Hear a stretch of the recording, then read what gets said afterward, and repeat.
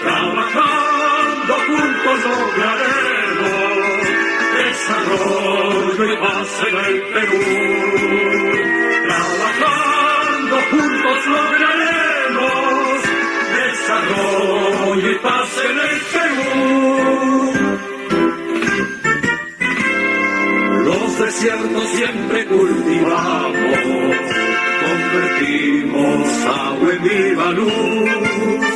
Sin cesar los Andes traspasamos, dándole al sustento a multitud.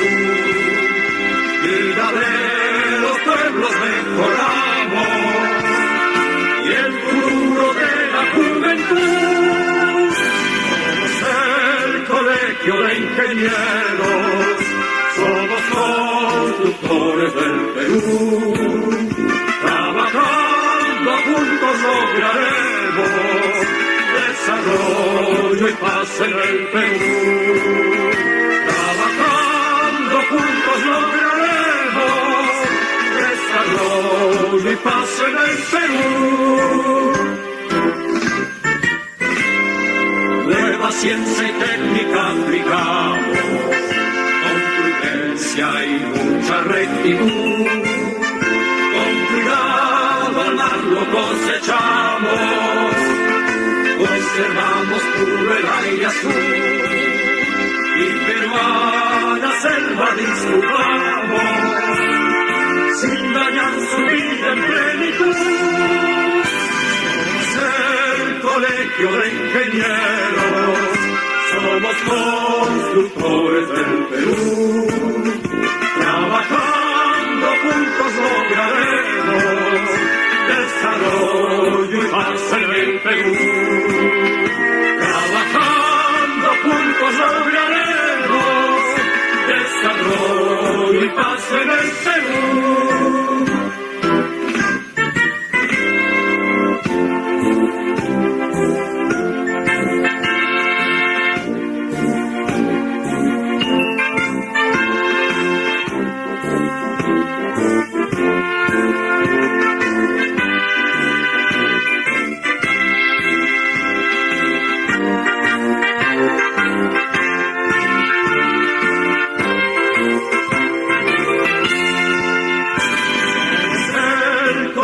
De ingenieros, somos constructores del Perú. Trabajando juntos lograremos desarrollo y paz en el Perú. Trabajando juntos lograremos desarrollo y paz en el Perú. Trabajando juntos lograremos desarrollo y paz en el Perú.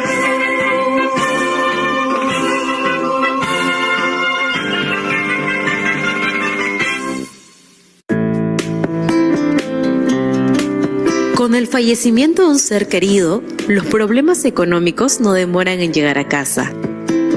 Por ello, si es ingeniero colegiado en el CIPSE de Lima, se le otorgará a través del Fondo Mutual FOMUT, en caso de fallecimiento del titular, un beneficio económico de 7.000 soles a sus beneficiarios o herederos legales.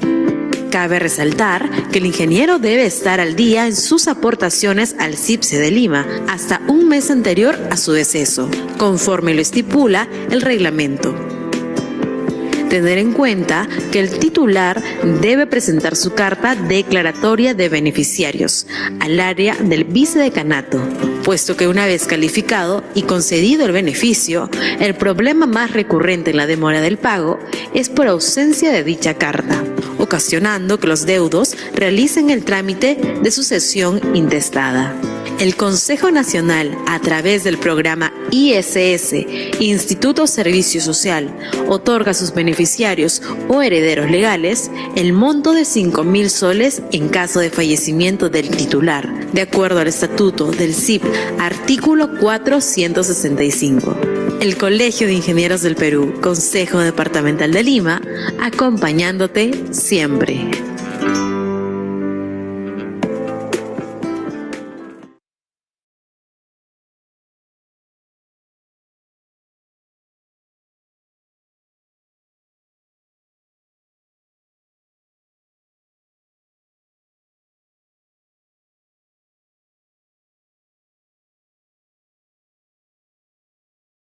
Muy buenas noches. El Consejo Departamental de Lima y el capítulo de Ingeniería Civil dan la bienvenida al ingeniero Kevin Lelich Hernández. Él es consultor y diseñador especialista en Trenches Technology y cimentaciones especiales, miembro de APTOS, Asociación Peruana de Túneles y Obras Subterráneas, posgrados en Transporte y Conservación Vial y en Gerencia de la Construcción Moderna. El día de hoy el ingeniero Kevin nos va a brindar lo que es la conferencia Tecnologías sin zanja con enfoque en la metodología de Pipe Jenkins para la construcción de inmisarios y emisarios submarinos en Perú. Bienvenido, ingeniero Kevin. Muchas gracias. Gracias por la presentación. También gracias al Colegio de Ingenieros del Perú, la sede de Lima. En esta oportunidad vamos a tratar el tema sobre tecnologías sin zanja, ¿no? Con el enfoque en la metodología pipejacking para la construcción de emisarios y emisarios submarinos en el Perú. A continuación voy a proceder a presentar.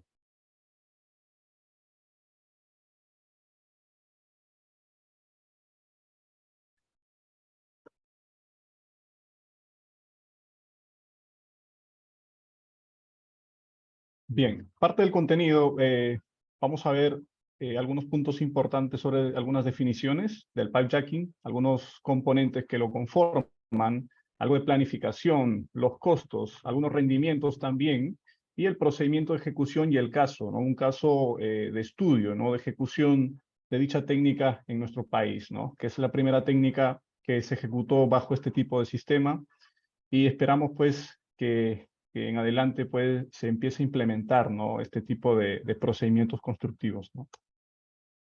Pues bien, entendamos el término pipejacking como una técnica de instalación de tuberías, ¿no? Sin zanja, ¿no? Es parte de una metodología de tecnologías de Trenchless Technologies, al igual también de que por lo general se suele implementar a la par con la técnica de microtunelado, microtuneleo. Muchas veces se suele confundir, ¿no? La parte de microtunelado con pipejacking, pero en realidad vendrían a conformar lo mismo, ya que lo único que varía es el tema del diámetro, ¿no? Ya que el pipejacking es para diámetros que van en el orden mayores a 1200 y menores a 3000 milímetros, y en el caso de microtúneles, para diámetros menores a 1200 milímetros, ¿no? Bueno, esta técnica por lo general involucra la utilización de una tuneladora, ¿no? Ya puede ser una tuneladora de hidroescudo, una tuneladora de tipo EPB, una tuneladora de mixta, entre otros tipos de tuneladoras que vamos a ver aquí en la ponencia, ¿no? Como parte también de la logística que se emplea para la ejecución de este tipo de proyectos, por lo general es necesario, ¿no?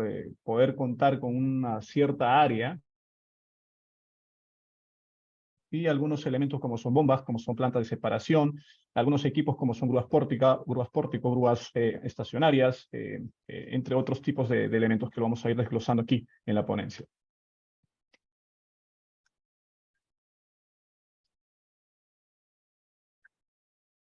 Pues bien, esta técnica se suele emplear para diversos tipos de soluciones. Una de ellas es para las redes de abastecimiento de agua y saneamiento, para emisarios submarinos, como en estos casos estamos tratando este tema de emisarios y emisarios submarinos, para gas, electricidad, telecomunicaciones, para sistemas de drenaje, para evacuación, para oil and gas, entre otros tipos de proyectos. Esto es una técnica que tiene altos rendimientos y es bastante económica. Una de las ventajas de la técnica, a diferencia de las técnicas tradicionales, es de que tienen un sistema guiado que nos permiten pues manejar el equipo, ¿no? Y tener un control tanto de la perforación y las pendientes, ¿no?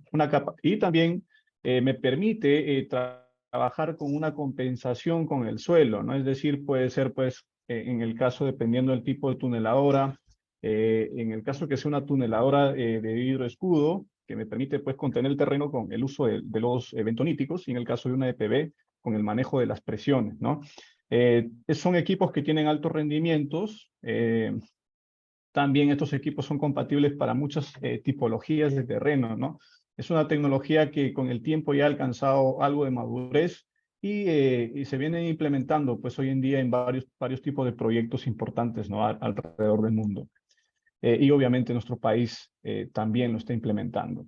Esta técnica tiene varias ventajas, tanto desde las perspectivas sociales y ambientales. Dentro de las perspectivas sociales, esta técnica, no alteras con esta técnica las redes existentes. Por ejemplo, cuando vas a realizar algunos trabajos, en este caso de saneamiento en las ciudades, como es una técnica que no es a zanja abierta, nos evitamos muchos problemas en los procesos. Por ejemplo, hay menores costos por expropiaciones, hay pocos trabajos de rehabilitación de algunas áreas afectadas, no se afecta el tráfico vehicular ni a los propietarios de los locales, ¿no? En centros comerciales, en algunos casos.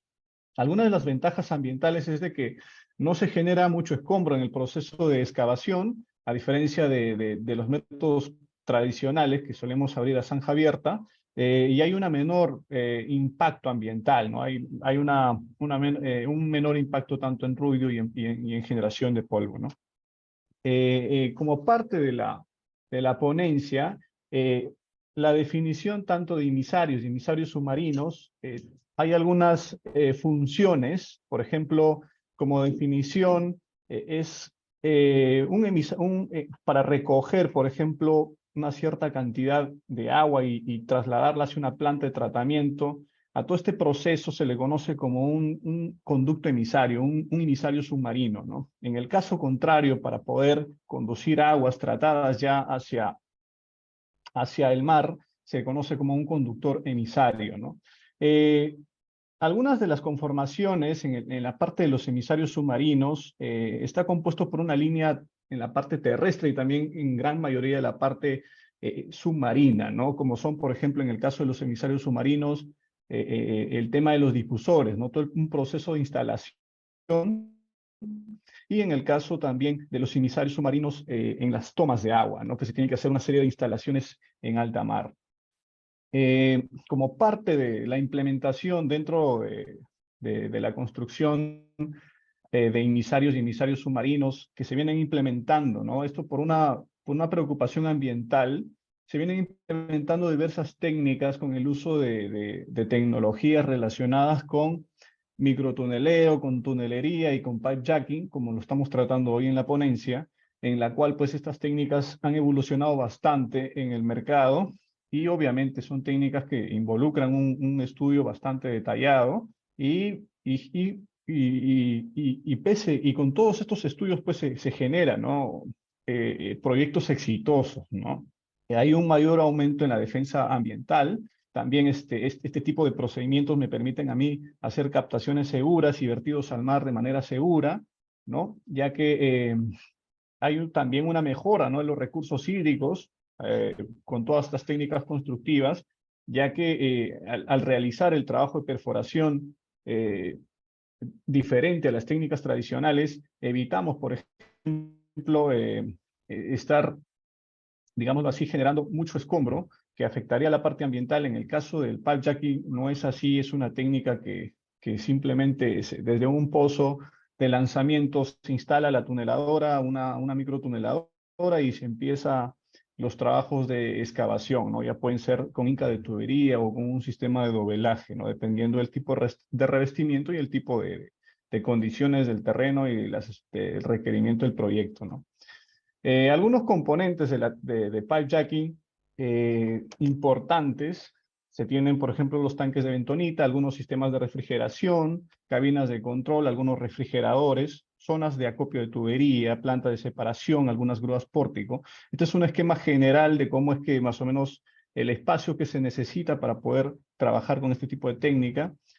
Algunos de los componentes importantes de la técnica también son un muro de entrada, que es un muro de seguridad, ¿no? Al momento de perforación, para poder darle el guiado a la máquina, una junta de entrada para poder manejar el tema para impermeabilizar el pozo de ataque, ¿no? Tenemos el pipe break, que es una junta de seguridad para evitar de que al momento de retirar el bastidor, la tubería retorne. y también está la tubería como tal, ¿no? Y los cilindros de empuje, que son cilindros que sirven para ir empujando la tubería a medida que vamos instalándola en el terreno, ¿no? Y un muro de reacción que tiene que soportar todos los esfuerzos, ¿no? Provenientes del equipo, ¿no? Algunos elementos que están dentro de la tuneladora, perdón, de los tubos, son, por ejemplo, los cables de datos, la tubería y las líneas de lodos, ¿no? La tubería de bentonita, los cables de potencia, los cilindros de empuje, ¿no? Acá se muestra un esquema general de cómo funciona la técnica, donde se tiene, por ejemplo, una tuneladora, donde se puede apreciar también aquí unas estaciones intermedias que son unos gatos que van a cada 100 metros, y esto nos ayuda a reducir, ¿no? Las presiones, ¿no? Sobre el equipo y poder también estas presiones que van sobre la tubería y poder reducir, ¿no? Porque llega un punto donde ya hay demasiada presión sobre la tubería y se tiene que aliviar toda esa presión, y es por esta razón que se instalan ciertas estaciones intermedias para poder dividir todas esas presiones a lo largo de la perforación del túnel, ¿no? Como los comenté, hay varios tipos de tuneladoras. Hay tuneladoras de escudo abierto, escudo cerrado. En las de escudo abierto hay las tuneladoras con retroexcavadora y rozadora, y las de escudo cerrado están las hidroescudo y las EPB. Como se puede apreciar también aquí algunas imágenes, se puede ver las tuneladoras de escudo abierto y cerrado.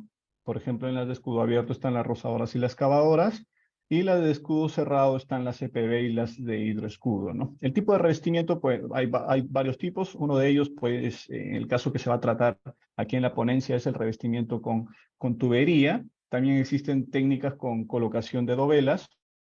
Las tuneladoras de escudo abierto son tuneladoras, pues, que se trabajan con el frente abierto, por lo general para terrenos que no tienen presencia de nivel freático, para terrenos pues que son, digámoslo así, que sean adecuados para terrenos cohesivos, ¿no? De tal manera de que la rozadora y la excavadora pues la puedan ir excavando, ¿no? Esto es una técnica también de pipe jacking, ¿no?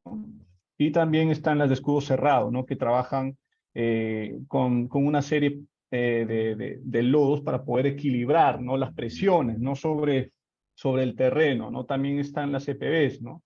Esta es una clasificación del tipo de tuneladoras. Hay una serie de tuneladoras. Obviamente, la tuneladora se elige en función a los requerimientos del proyecto, ¿no? Una de las tuneladoras que por lo general se suelen emplear son las tuneladoras, las ABN, que son las de hidroescudo, y también las tuneladoras escudo, las EPB, ¿no? Las que son de presión de tierras, ¿no? En el primer caso, las ABN son de presión de lodos.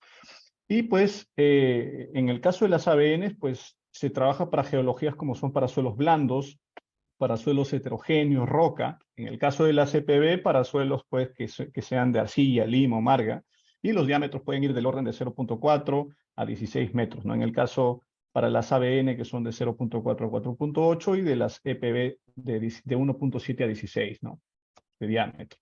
Para la selección del tipo de tuneladora, es importante conocer la geología, ¿no? Dependiendo de la geología, yo selecciono mi tipo de tuneladora, ¿no? Por ejemplo, el caso de hidroescudo, que es una tuneladora que trabaja con una presión de lodos. En el caso de las tuneladoras CPB, que trabajan con una presión de tierras, y las de escudo abierto, que ya lo pudimos ver anteriormente, que trabajan pues de manera abierta con una rozadora y una excavadora, ¿no? Entonces, en el caso de las de escudo abierto, no son adecuadas para terrenos donde hay nivel freático, ¿no?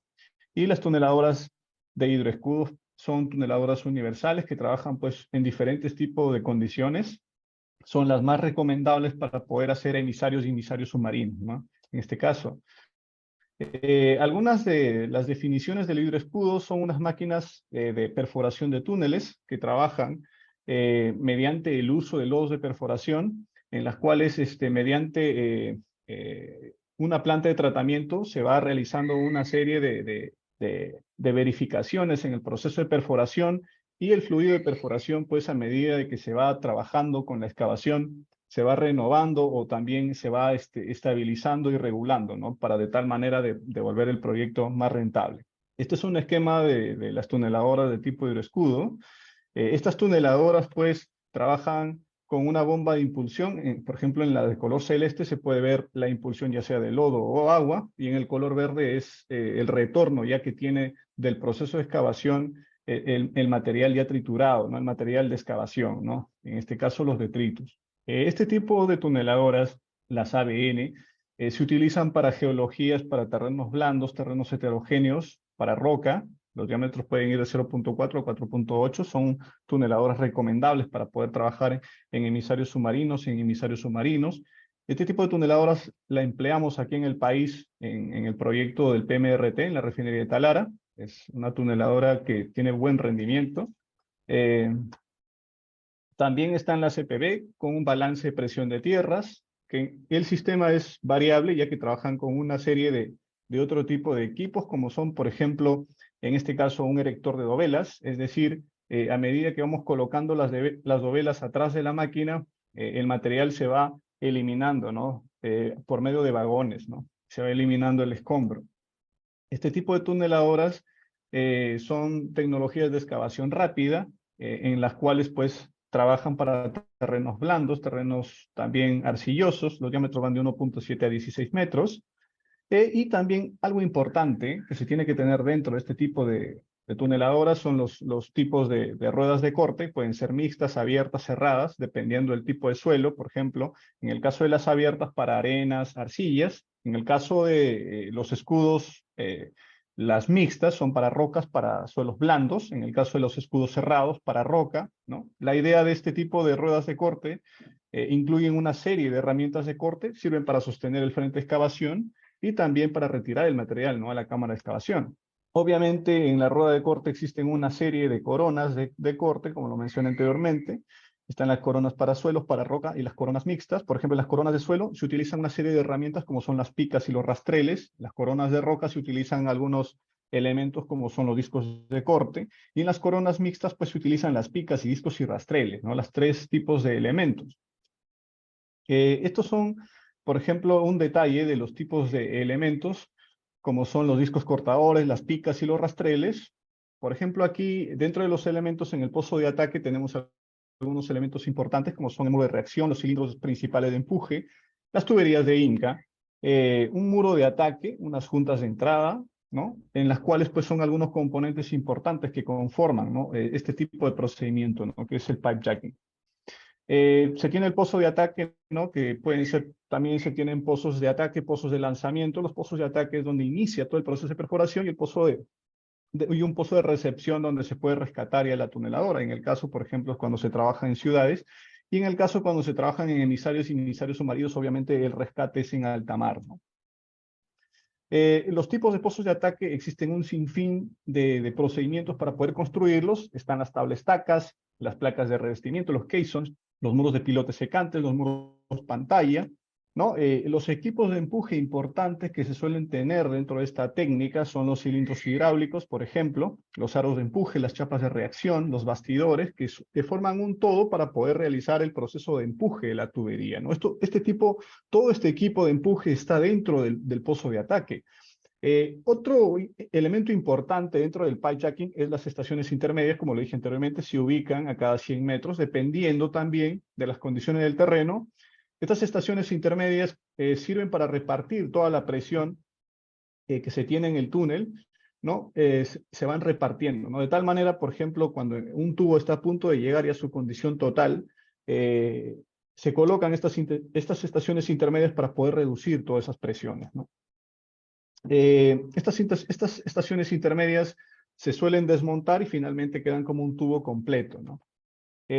Las tuberías de Incas son tuberías que sirven, por ejemplo, para reducir las fuerzas de empuje. Estas tuberías también están diseñadas para poder soportar grandes cargas, grandes presiones, y también tienen algunos puntos para poder inyectar, en este caso, bentonita en el trasdos de la perforación, ¿no? Y de tal manera de que el rozamiento se minimice, ¿no? Porque la idea de la técnica es reducir el rozamiento que existe tubo-terreno para que el rendimiento de perforación, pues, sea un rendimiento bastante elevado, ¿no? Las tuberías de Inca, por lo general, suelen ser de concreto armado, pueden ser de acero, pueden ser de polímero. Hay diferentes tipos y variedades en el mercado, ¿no? También se tiene algo importante dentro de los emisarios submarinos, como son la junta de entrada. Esta junta de entrada es importante, ya que permite mantener la estanqueidad en el pozo de ataque, ¿no? Y también evita de que el material se suela perder, ¿no? En el caso de los lodos, ¿no? Por eso es que es importante que en los primeros metros se hagan algunos trabajos de estabilización, por el hecho de que cuando se hacen los pozos de ataque existe una inestabilidad ya se movió todo el terreno circundante y es por esta razón que es necesario en esa zona poder realizar, por ejemplo, algunos trabajos de mejoramiento de suelos, como son, por ejemplo, un jet grouting, para poder darle una viabilidad, una salida de tal manera de que no se pierda y que no haya una caída, ¿no? De que no haya una caída en la tubería, ¿no? En el caso de la pendiente, ¿no? De que se mantenga toda la trazabilidad, ¿no? Entonces es importante las juntas de entrada. Otro elemento importante son los contenedores, ¿no? Los contenedores de control, que me permiten a mí controlar todo lo que es la ubicación de la tuneladora. También se pueden ver mediante cámaras cómo es que está funcionando todo dentro de la tuneladora. Y se manejan pues por una serie de botones que se pueden apreciar también dentro de la fabricante, que es Hertneck. Se pueden mostrar también algunos parámetros como son la presión, el caudal, entre otros componentes que tiene el equipo durante el proceso de perforación, ¿no? Las grúas pórticos son importantes, también las grúas estacionarias, ya que me permiten manejar y manipular la tubería y todo tipo de materiales dentro de en este caso, de las zonas de acopio.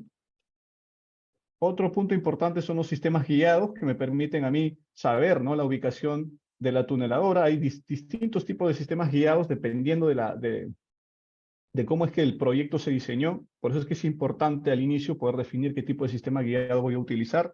Hay sistemas guiados para 250 metros, para 400 y sistemas guiados pues, para grandes longitudes, ¿no? La inyección de bentonita es un punto importante. Hay distintos tipos de inyectores de bentonita, que todo obviamente hoy en día funciona pues, de una manera mecanizada y finalmente se suelen inyectar bentonita al momento que vamos perforando para poder reducir la fricción, ¿no? Y las presiones que existen con el terreno, ¿no? Y de tal manera de que la tubería pues, se perfore con total normalidad. Después tenemos otro punto importante que es el escombro y la regulación de lodos.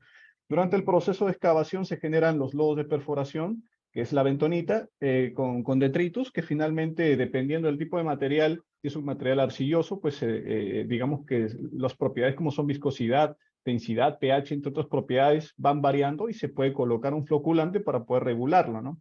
Al colocar ese floculante mediante una serie de bombas, pues se suele pasar a unos tanques de homogeneización donde se le agrega hidrocal, se estabiliza, mediante unas bombas o un filtro prensa se separa, ¿no? El material digamos, sólido y el agua, y finalmente eso puede retornar nuevamente al proceso de perforación, ¿no? Una de las maneras que se suele tratar este tipo de escombros o lodos son mediante las filtroprensas o las plantas de separación. Hay distintos tipos de plantas de separación, dependiendo del tipo de tuneladora, por ejemplo, para tuneladoras de 1200 milímetros, para 1800, para 2400, para 3800, hay distintos tipos de plantas de tratamiento, ¿no? Y también dependiendo del tipo de material se pueden utilizar, en este caso lo que son, por ejemplo, cuando se tenga un limo se utilizan las centrífugas, para un caso cuando se tengan arenas, lo que son los hidrociclones, cuando se tengan, por ejemplo, gravas y arena gruesa, se utilizan los tamices, ¿no? En el caso del uso de lodos de bentonita es importante para poder estabilizar, ¿no? El frente de excavación y poder reducir la fricción entre tubo-terreno, ¿no? En las dos. Y obviamente hay que saber gestionar correctamente estos lodos de tal manera de que no incurramos tanto, ¿no? En el uso de esta cantidad de lodos, ¿no? Por eso es que es importante tener un buen estudio de mecánica de suelos. En el caso del escombro y regulación de lodos hay una serie de propiedades que tenemos que controlar, como son el pH, el contenido de arena, la viscosidad de marsh, la viscosidad plástica, como son la tasa de filtración, el umbral de fluencia plástica. En principio, durante el proceso de perforación se puede controlar, digamos, pues la densidad, el contenido de arena y la viscosidad, ¿no? De manera recomendable, ¿no?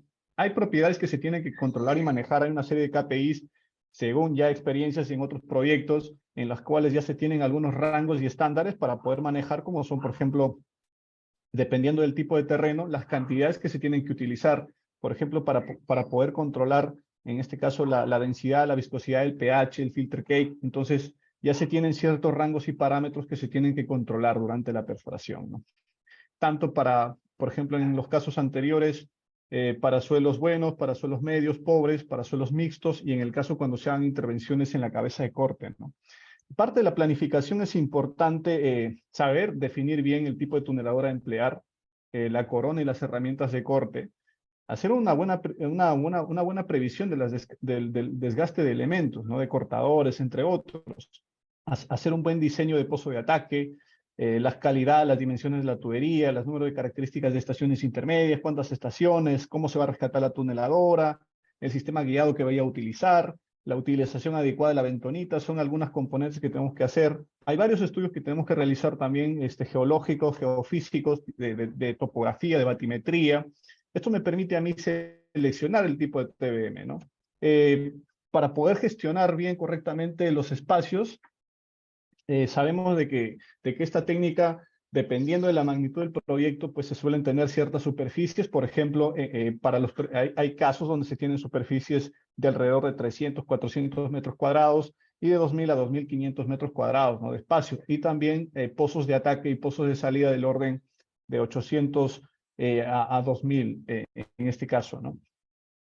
Como parte de los costos, dentro de las tecnologías sin zanja, hay una serie de tecnologías dentro de las cuales pues se ha tocado en esta conferencia el caso de microtúnel y pipejacking en comparación con los métodos tradicionales, y se puede apreciar pues que los costos en principio son elevados, ¿no?, para el caso de microtúneles y pipejacking. Esta data pues parte de un estudio realizado de algo de 500, 600 proyectos en los cuales ya se tiene una serie de ratios, y es por esta razón pues que ya se tienen algunos costos estimados, ¿no? Y se pueden ver pues que los costos, dependiendo del tipo de proyecto, la longitud y el diámetro, se pueden tener determinados costos, ¿no? En la parte del rendimiento, en los casos de producción tanto para microtúneles o pipejacking, se tienen algunos rendimientos de perforación del orden de 33 a 60 pies por turno, ¿no?, con una cuadrilla de 5 o 6 personas. Entonces, para poder definir la productividad, también esto está sujeto a ciertas condiciones como son la presencia de agua, algunas condiciones no anticipadas como son rocas, entre otras condiciones que se suelen encontrar dentro del terreno, ¿no? Como parte del proceso de ejecución, el proceso es como sigue. Se construye un determinado pozo de ataque con un determinado muro de reacción capaz de que pueda soportar todo el empuje de los tubos. Se instalan, se montan los equipos de Inca tanto en la superficie como en el fondo del pozo de ataque, y se desciende, ¿no?, y se va colocando la tuneladora, se empuja toda la tuneladora, se desconecta la tuneladora. Una vez desconectada la tuneladora, se desconectan todos los sistemas, se retrae todos los cilindros de empuje, se descienden un nuevo tubo, se hace nuevamente la conexión y se empuja la tubería. Terminada de empujar la tubería, nuevamente, ¿no?, se retraen los gatos hidráulicos, vuelves a bajar una tubería, vuelves a empujar y así sucesivamente hasta el término, ¿no?, de la perforación del túnel en su totalidad, ¿no?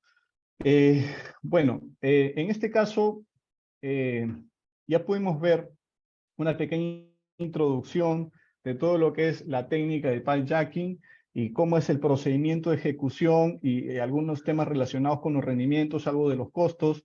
En este caso vamos a tratar un caso de estudio que se ejecutó aquí en nuestro país con esta técnica. Específicamente son los emisarios submarinos ejecutados en la refinería Talara aquí en Perú, ¿no? Este proyecto se ejecutó en el año 2018 a 2020, en los cuales constaba de la construcción de tres túneles, ¿no?, con la técnica de pipejacking, en los cuales se tenían tuberías de diámetro interno de 2.000 a 2.400 y de diámetro externo de 2.500 a 3.000 milímetros, ¿no? Estos trabajos constaron tanto de obra en tierra como en obra marítima, en los cuales el propietario del proyecto fue Petroperú. Bueno, la empresa ejecutora fue la empresa Terrates Tunneling del grupo Terrates, en conjunto con Euroinca. Ejecutaron estos 3 emisarios submarinos. El cliente pues fue Graña y Montero, y pues tuvo un valor de contrato de alrededor de 35 millones de dólares, ¿no? Las fechas de ejecución fueron del 2018 al 2020, ¿no? Estos emisarios submarinos se realizaron, ¿no?, con la finalidad de poder realizar, por ejemplo, para una planta de tratamiento, ¿no?, de alrededor de 46.500 metros cúbicos por hora de agua de mar, ¿no?, mediante una osmosis inversa, ¿no? Una purificación para el uso, por ejemplo, dentro de los procesos para sistemas de contraincendios, para calderas de generación de vapor, sistemas de enfriamiento, y también estas plantas de captación, desalación, de tratamiento de agua de mar, también para el uso del agua purificada, ¿no? Una vez utilizada todo el agua dentro de los procesos, pues, y tratada correctamente, se vierte al mar, ¿no?, mediante el túnel emisario submarino, en los cuales pues ya a medida que se va lanzando a alta mar, se va disipando, ¿no?, en el terreno a través de los difusores que también fueron instalados a cierta distancia, ¿no? En este caso, en el túnel SBWO denominado dentro del proyecto, ¿no?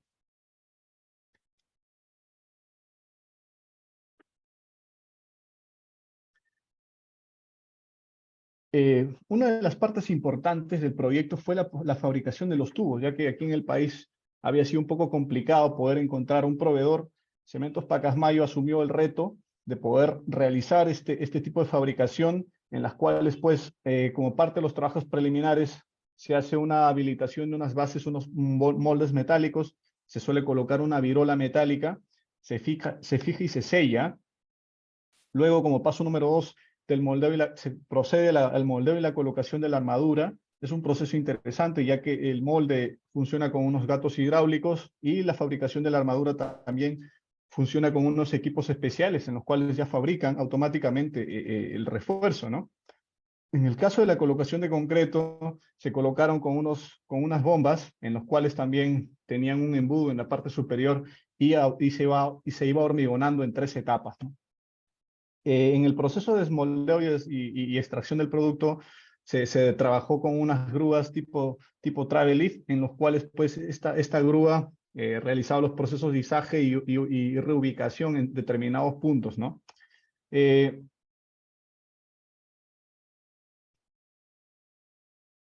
Y finalmente se tuvo el acopio del producto, ¿no? También del proceso de fabricación se iba acopiando todas las tuberías, esto con la grúa Travelift y también con un orden de correlación ya finalmente con el resane y preparación y finalmente despachados a la refinería Talara. Toda esta fabricación se realizó en la ciudad de Piura y en la planta de Cementos Pacasmayo, ¿no? Como parte del proceso de ejecución de los emisarios y emisarios submarinos, la longitud total del túnel abarcaría una totalidad de 1.336 metros.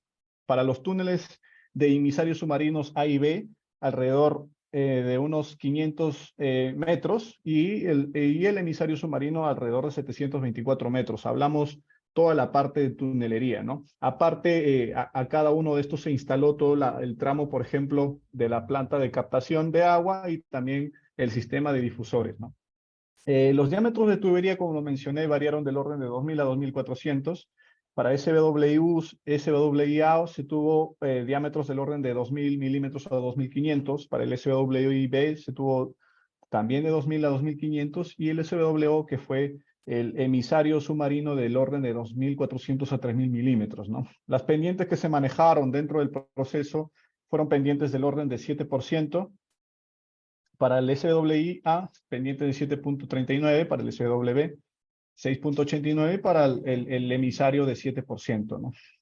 Los tramos de tubería y pesos, ¿no? La fabricación de alrededor más o menos de 445 tubos, ¿no? Para el SWI, una longitud, todos los tubos tenían una longitud de 3 metros. Para los casos de los emisarios submarinos, los pesos de los tubos variaban en el orden de 14 toneladas, y para el emisario submarino en el orden de 19 toneladas, ¿no? En el caso de las dimensiones de los pozos de ataque, para SWI A y B se tenían en el orden de 26 por 13.20 metros, y para el SWO los pozos de ataque iban del orden de 12 por 7 metros, ¿no? La profundidad de los pozos de ataque eran de 10.06 para los emisarios submarinos y de 17.34 por los emisarios submarinos, ¿no? Las cotas de perforación iban en el orden de 5.31 y de 3.80, ¿no? En el caso de las cotas de rescate de tuneladoras, se rescató a 22.45 metros, 18.34 metros, en total a una profundidad de unos 25 a 30 metros bajo el nivel del mar, ¿no? El número de estaciones intermedias empleadas dentro del sistema fueron 3 estaciones para los emisarios, y para el emisario submarino 7 estaciones intermedias, ¿no? Es importante conocer el perfil geológico. Tanto para los emisarios y emisarios se trabajó también, se perforó en lutitas, y el procedimiento es como sigue, ¿no? Inicialmente se realizaron unos pozos de ataque, en los cuales, pues, estos pozos de ataque se trabajaron con unos sistemas en este caso, de inyecciones de impermeabilización. También se trabajó con concreto lanzado, con soil nailing, en los cuales se instalaron una serie de barbacanas como parte del proceso, ¿no? Este tipo de sistema funcionó bastante bien durante el proceso de construcción, ¿no? Como segunda etapa se instalaron todos los equipos de Inca en superficie, en los cuales pues se instalaron los que son filtroprensas, plantas de separación, puntos de agua, bombas, cabinas de control, acopio de tuberías, grúas pórtico, grúas estacionarias, toda la logística tanto en la parte de los emisarios y el emisario submarino.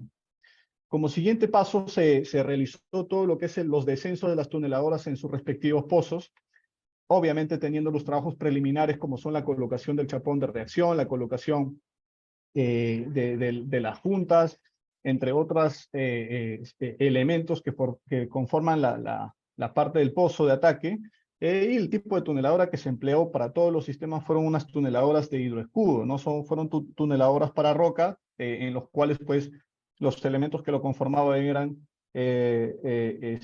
discos de corte, rastreles, picas, entre otros, ¿no? Y el tipo de bastidor que se empleó para los emisarios submarinos fueron bastidores dobles, en los cuales pues constaban de 8 cilindros, ¿no? Y en el caso de los emisarios submarinos eran bastidores simples, ¿no? De 4 cilindros.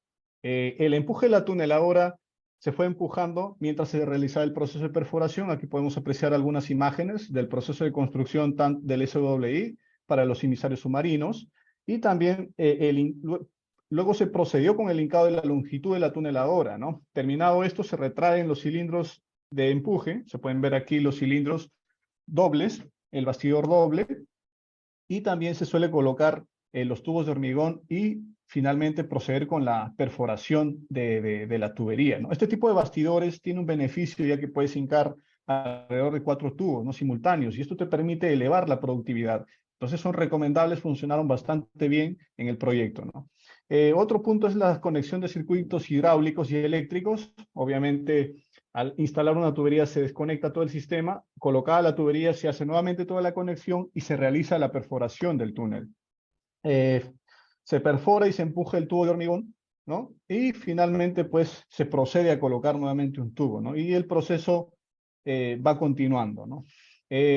Como parte del proceso importante de rescatar del proyecto fue el rescate de la tuneladora, que fue una tarea bastante difícil, en los cuales pues el proceso es terminada la perforación, se desconectan todos los sistemas, queda el túnel como tal, todo sin ningún tipo de conexión. Para equilibrar las presiones hidrostáticas, se presuriza en el frente de la tuneladora para poder equilibrar la presión entre la tuneladora y el nivel de agua, que fue alrededor más o menos del orden de unos 2 o 3 bares. Fue variable, y en función a ello, presurizada la máquina, pues ya se realizan los trabajos de rescate de la tuneladora, ¿no? Para el rescate de la tuneladora fueron importantes algunos medios como son barcos, buzos, globos, para poder reflotar la tuneladora, un proceso interesante. Y finalmente, rescatada la tuneladora, pues se transporta a un puerto, ¿no? Para el proceso de rescate se utilizan unas vigas de rescate, en las cuales pues tienen una serie de acoples, unos puntos de levantamiento en las cuales pues se conecta la tuneladora, ¿no? Dentro de la esclusa de aire se tienen algunos puntos que siempre durante el proceso de rescate de la tuneladora tienen que ir conectados, ¿no? A unas unidades hidráulicas, a un compresor de aire para poder manejar, ¿no? La presión dentro de la tuneladora durante todo el proceso de rescate. Estas son unas fases del proceso de rescate, donde se tiene inicialmente el proceso de los trabajos de dragado, luego se tiene la conexión de la viga de rescate en la tuneladora, y también, ¿no? El proceso de presurización, ¿no? Se presuriza la máquina, ¿no? En este caso, un ejemplo a 2.5 bares, a la profundidad en la que está. Por lo general, durante el proceso de perforación siempre se utiliza un tubo inicial, un tubo cero, en el cual pues ese tubo se inunda, se iguala la presión de ese tubo a la presión del nivel de agua, y finalmente pues se desacopla la tuneladora, ¿no? Esta es una imagen de una viga de rescate, que es similar a la viga de rescate que se empleó aquí en la refinería de Talara, que la idea es que pueda sostener a la máquina, ¿no? Que me permita izarla a la máquina y llevarla a puerto, ¿no? De los procesos de obra marítima, se tienen una serie de etapas en los cuales pues se tiene que localizar la máquina. ¿Cómo se localiza? Mediante los puntos de inyección de bentonita, pues se inyecta aire y sabemos dónde está la máquina, ¿no? Se hace un proceso de dragado de la máquina alrededor del 30% sobre la máquina, se eliminan los sellos en los puntos de anclaje y también se colocan lo que son las orejas, ¿no? Para poder colocar la viga, ¿no? También se finaliza el dragado, es importante que haya un buen dragado tanto en adelante de la tuneladora y a los costados, y se inunda la tubería, se purga la cantidad de aire que hay dentro de la tuneladora, se separa la máquina, se colocan los globos, se presurizan y se suben, ¿no? Y finalmente, obviamente, se traslada pues en una barcaza ya a tierra. Parte de los procesos de obras marítimas que se ejecutaron aquí en la refinería de Talara fueron, por ejemplo, como primer paso, el dragado en la zanja, ¿no? Esto es en la etapa ya terminado el túnel para poder instalar en estos casos, en el caso del emisario submarino, poder instalar la tubería.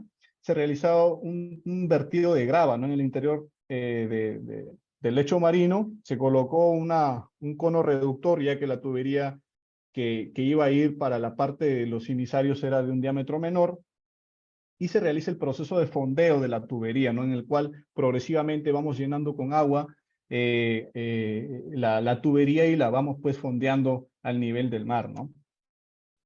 También tenemos, bueno, aquí podemos ver algunas fases del proceso de fondeo, las fases de la colocación de los difusores, ¿no? Y el vertido de grava, ¿no?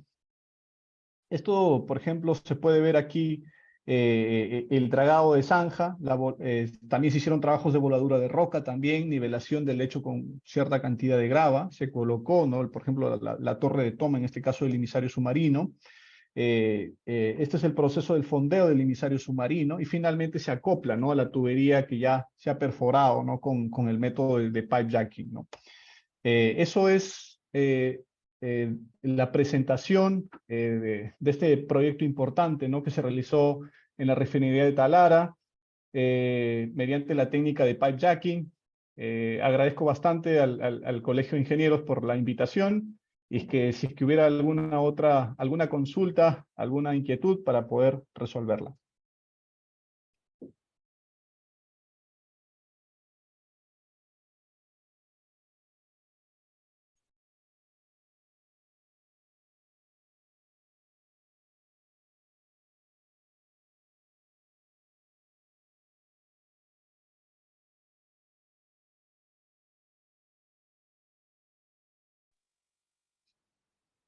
Ingeniero Lelich, muchas gracias por su exposición. El capítulo de Ingeniería Civil le agradece su participación y, bueno, va a recibir algunas preguntas del público. Bien, sí.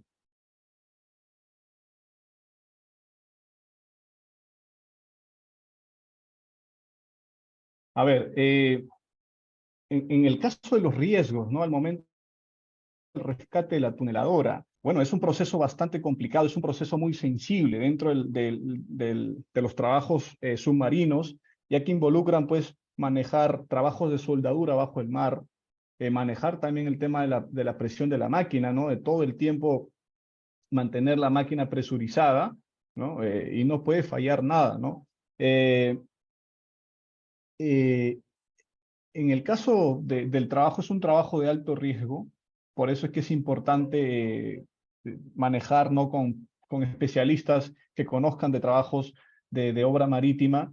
En el proyecto, en este caso Refinería Talara, se tenían especialistas en este tipo de trabajos, en los cuales en el proceso de rescate de la tuneladora ya se hacían trabajos de soldadura, se colocaba la viga de rescate, se manejaba el tema de la presurización, ya tenían una experiencia y obviamente el trabajo es riesgoso cuando no se conoce, ¿no? de la técnica. Es por esta razón de que estamos dando esta conferencia para que ustedes conozcan un poco más sobre la técnica, ¿no? El trabajo sí tiene riesgos. También en el caso de la ampliación de plazo y los motivos. Bien, para el tema de los emisarios submarinos en el momento de rescate, se debe a los temas se limita mucho a la parte del control de mareas, ¿no? Se espera un buen tiempo para poder rescatar la tuneladora, ¿no? Si bien es cierto, el proceso de perforación se realizó en los tiempos estipulados, pero también depende mucho de cómo es que se encuentran las condiciones climáticas, ¿no? Una condición climática favorable me permite a mí rescatar mi tuneladora en el tiempo estimado, ¿no? Obviamente, como parte del constructor, del contratista, se tomaron esas previsiones y se informó al cliente sobre la situación que se iba a tener, ¿no? En relación al rescate de la tuneladora. Entonces era algo que ya se tenía conocimiento en principio, ¿no? Dentro de los procedimientos también.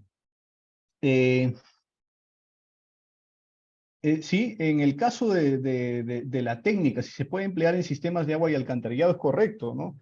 Esta técnica es, por ejemplo, en nuestro país, si bien es cierto, lo hemos implementado por primera vez en emisarios submarinos, pero en Colombia, en Chile, entre otros países de Latinoamérica, lo vienen empleando, ¿no? En proyectos de agua y alcantarillado, ¿no? En el caso de agua y alcantarillado, el procedimiento es el mismo, no varía en nada, absolutamente en nada.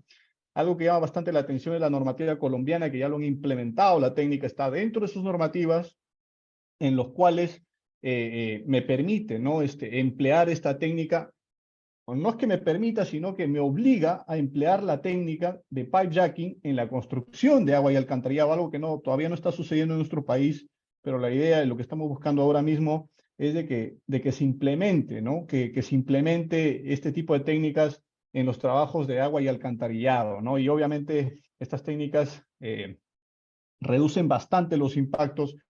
En el caso, por ejemplo, cuando se tiene zanja abierta en ciudades para poder hacer trabajos de alcantarillado, como vemos aquí en nuestro país, genera bastante polución, bastante tráfico, los locales se ven afectados, cosa que con la técnica nos evitaríamos, ¿no? Nos evitaríamos ese problema, ya que simplemente colocas un pozo de ataque, un pozo de recepción, y pues evitas poder generar ese tipo de malestares, ¿no? En la población, ¿no? ¿Qué tal? Buenas noches. ¿Qué tal, Kevin? Veo que ya Bueno, no hay ninguna consulta ni en Face ni por Zoom. perfecto, perfecto.